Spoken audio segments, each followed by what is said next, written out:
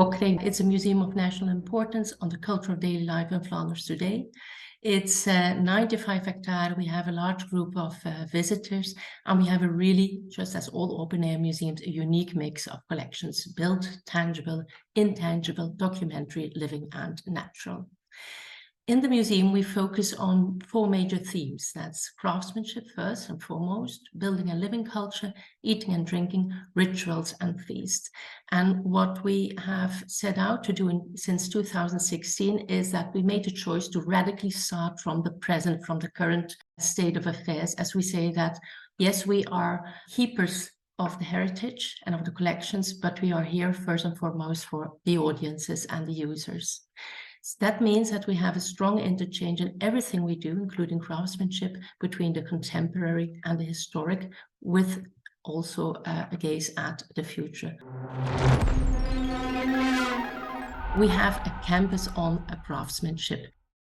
What I want to talk about is pathways of transmission, as we see that today, or as we research that today at Bokkering. When you look at Cavalli, Sforza, and Veltman, we have these traditional types of transmission. You have vertical transmission, parent to child, for example. Oblique, it's also a vertical transmission, but non-kinship transmission between an older or more experienced person and a younger or less experienced person.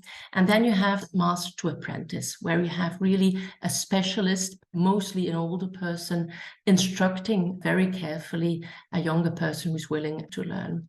On the opposite, we have horizontal learning, learning from peers, from individuals, from communities.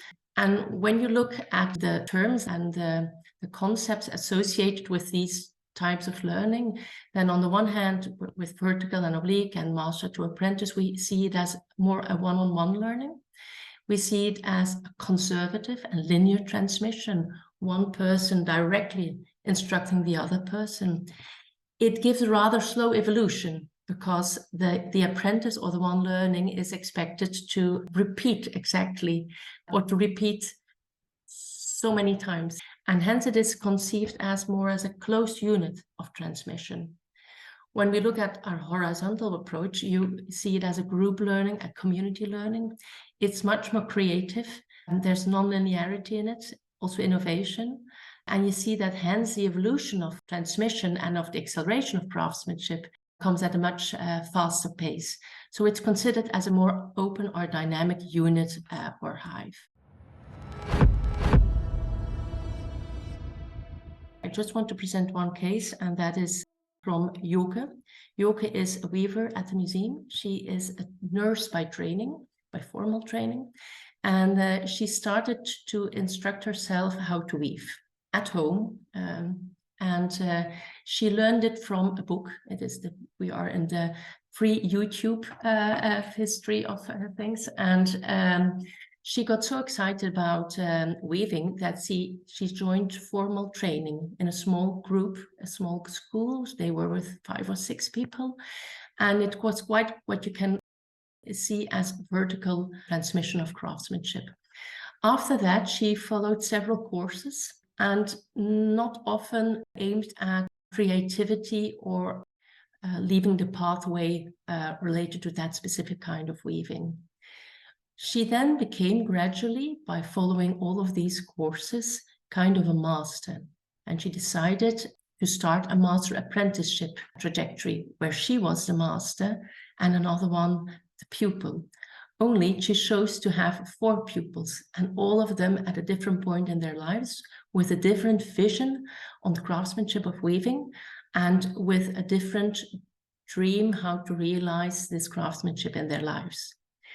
And that made all the difference, because she didn't repeat the pattern of before, where there was always a closed unit of transmission, but instead she created a hive model, a unit, a community of learners, where there was much more of horizontal learning, because not only was she instructing how do you weave, but she chose her pupils in such a way that they also instructed her, given their different talents, viewpoints, and dreams, how to use this craftsmanship in their professional lives. So we see here that if you apply in a master to pupil apprenticeship an idea of horizontal learning, of community learning, that you can also achieve this acceleration of pace, innovation, and so on. Then Joke is still working in the museum in Bokrijk, and there she instructs her colleagues. And we have this concept of a transmission where everyone can name what they would like to learn in the museum, which kind of craftsmanship or skill. And she has started training as a train-the-trainer principle, other public mediators who are explicitly interested in this weaving technique. So again, you have a combination of master apprentice and at the same time communal learning, but the acceleration is not so fast because we have here new learners who are still learning on the workshop or the museum floor.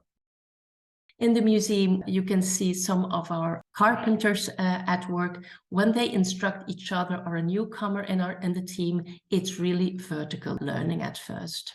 But then we see here one of our carpenters. He has had this formal training, one-on-one, this vertical learning, but we brought him into contact with fashion designer Tim van Steenbergen, and who challenged him to think out of the box, to think of what could be possible with the same materials and the same techniques. So here we see that when you combine these pathways of transmission, it can really lead to an acceleration of pace, but also to an enhancement of creativity. In the project that we did in 2016 with that, we forced actually 5 designers and 3 carpenters to live 9 Saturdays together at the museum. And it led to DIT, do it together, instead of DIY. They had a lot of discussions, but in the end, they decided that their traditional learning, the traditional view on craftsmanship had to disappear and had to lead to a new way of designing. We see also that in the museum, we have our ateliers, plus. With craftsmanship and heritage, we focus on communities that can consist of very different individuals, like here, creating craftsmanship projects, but we also assist in master apprentice trajectories that are more formal learning or vertical learning. And together with FACLab, we have also this formal learning environment, but at the same time, the idea of thinking outside of the box. Is it heritage? Is it design? They really stimulate the Hive idea, also with our awards system and the train-the-trainer and the coaching that we offer to craftspeople.